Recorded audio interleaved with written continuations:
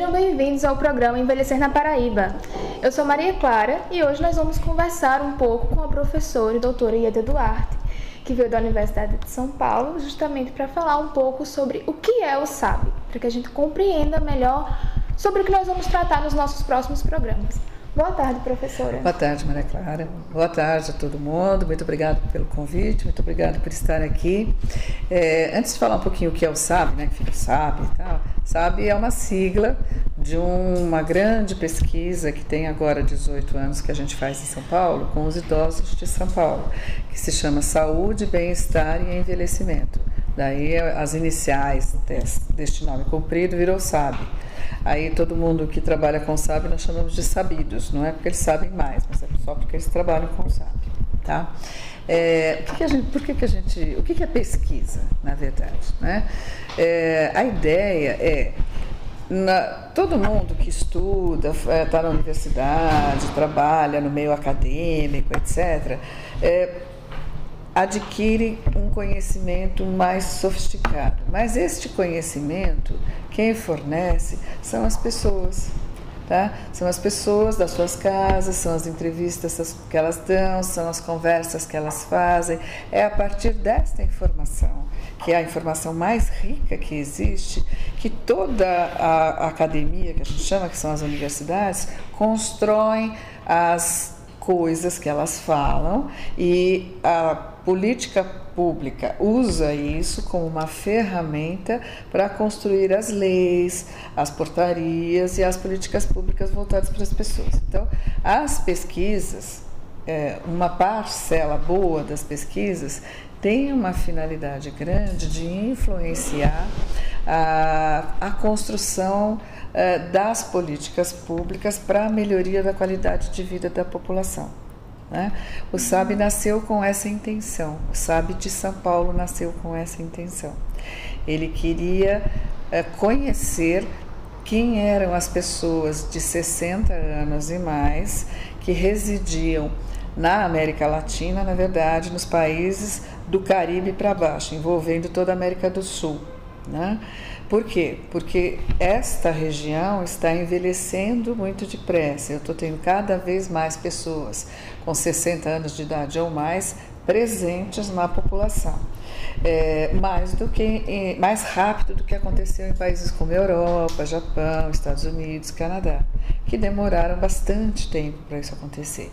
E aqui, como não era um país, entre aspas, rico, deveria ter características muito peculiares associadas a essas pessoas que poderiam nos ajudar a entender como essas pessoas que não tinham tantos recursos, que não tiveram acesso a melhores serviços de saúde, etc., conseguiram envelhecer e envelhecer bem.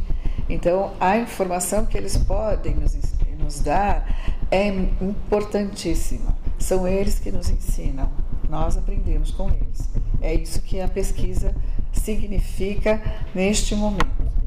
Uhum. E o que foi que vocês conseguiram encontrar no SAB lá em São Paulo? O SAB ele tem 18 anos de andamento, então nós já conseguimos encontrar muita coisa. Ficaria difícil sintetizar aqui, mas o que nós fazemos? Nós trabalhamos com as condições de saúde dos idosos, boas ou ruins, e o que é que os levou a estar hoje nessa condição de saúde. Conversando com ele desde a época em que ele era criança, porque dependendo da infância que essas pessoas tiveram, isso vai ter uma influência importante em como é que ele vai envelhecer, né? Além disso, a gente vê hoje com eles, isso é mais importante ainda, apesar de ele ter uma ou mais doenças, ele pode estar ótimo, né? Funcionalmente ótimo. O que significa isso? Ele faz todas as coisas dele. Ele pode ter hipertensão, ele pode ter diabetes, mas ele continua cuidando da horta, ele continua cuidando dos seus bichos, continua limpando a casa, continua cozinhando, sai, conversa com os amigos, vai dançar forró, essa coisa toda, né? Então, como ele está bem e tem as doenças, então, além de olhar para a questão da presença de doenças, a gente olha como é que ele funciona fisicamente, né? E a gente quer entender isso é muito importante, porque o que se quer é que todo mundo possa envelhecer e chegar às idades mais elevadas, 100, 110 anos, de forma independente, sem precisar de ajuda de outras pessoas. E quem pode nos ensinar isso é quem já tem essa idade e já está bem. Então a gente tem que aprender com eles. Muito interessante. E como vocês fizeram para devolver esses dados para essa população que justamente cedeu esse conhecimento? Então, esse é um programa que nós estamos lá em São Paulo fazendo agora e que eu acho que é o mais importante de todos. Nós fazemos isso desde o ano 2000. Então, tudo que nós fomos lá, perguntamos, ficamos horas na casa das pessoas, perguntamos de A a Z, eles ficam olhando para a gente e falam assim, mas que tanto você quer saber da minha vida, não é assim? Quando ele responde esse monte de perguntas, isso nós chamamos de dados, ele nos forneceu dados. Dados sozinhos não significam muita coisa, mas na hora que eu pego este dado e associo com outros dados de outras pessoas da mesma idade, que moram no mesmo lugar, que são parecidos ou que são muito diferentes, eu vou conseguir criar uma coisa chamada informação. Esta informação, ela é importante para todo mundo.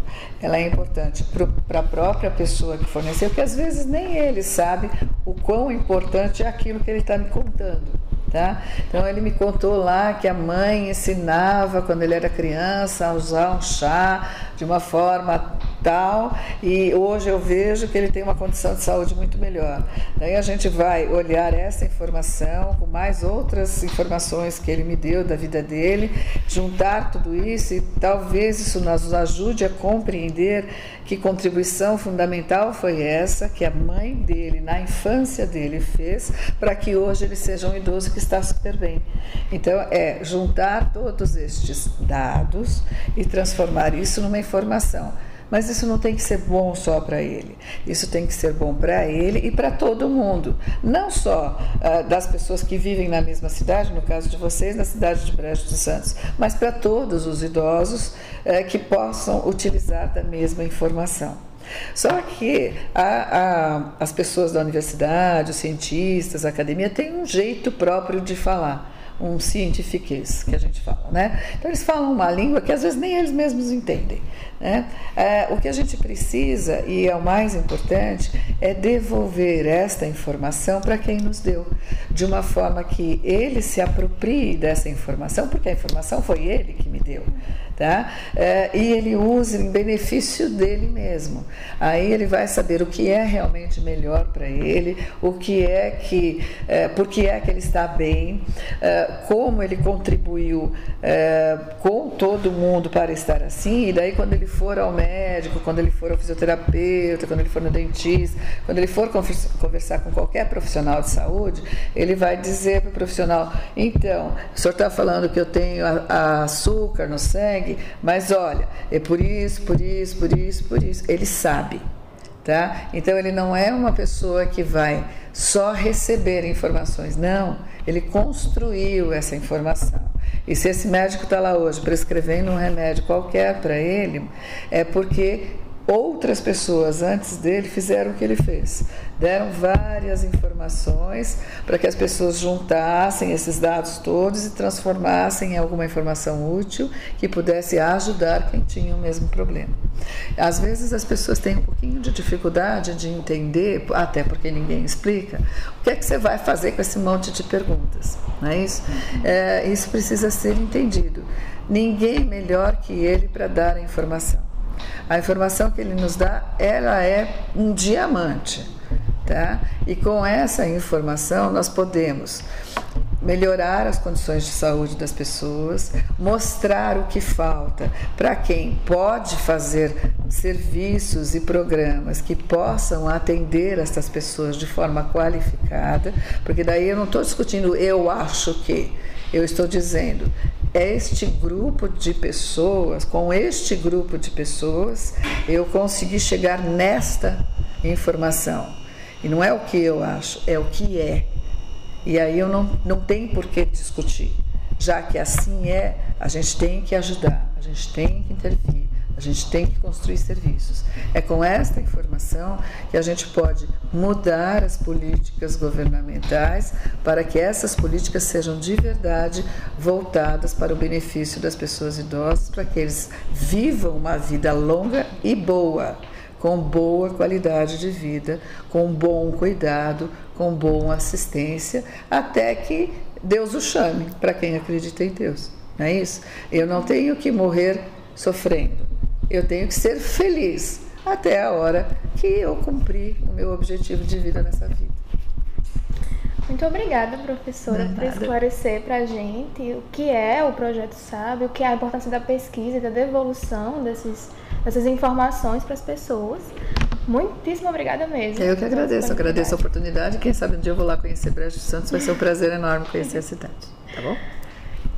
E é isso, nosso primeiro programa de uma série de programas que vai falar mais sobre envelhecer no sertão da Paraíba, termina por aqui. Mas fiquem atentos, porque no nosso próximo programa nós vamos falar mais sobre o SAB Paraíba e como ele atua na cidade de Brejo dos Santos. Até lá!